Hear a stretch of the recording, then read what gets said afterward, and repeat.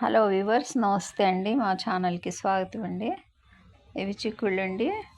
ఇప్పుడు వీటితో మనం టేస్టీ హెల్తీ కర్రీ తయారు చేద్దామండి. వెరీ సింపుల్ ప్రాసెస్తో న్యాచురల్గా చాలా చక్కగా ఉంటుందండి. టేస్టీగా కూడా ఉంటుందండి.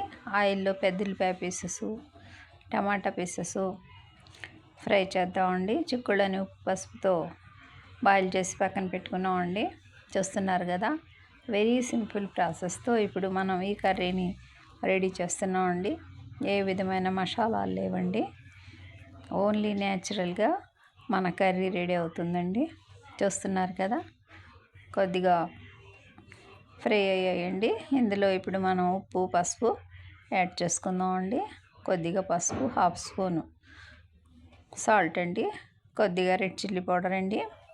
అన్ని విధంగా చక్కగా మిక్స్ చేద్దామండి.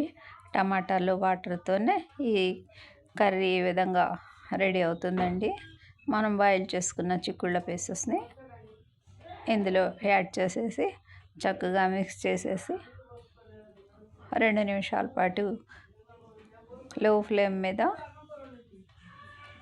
అలాగే మగ్గనిద్దామండి. మన కర్రీ రెడీ అయిపోతుందండి.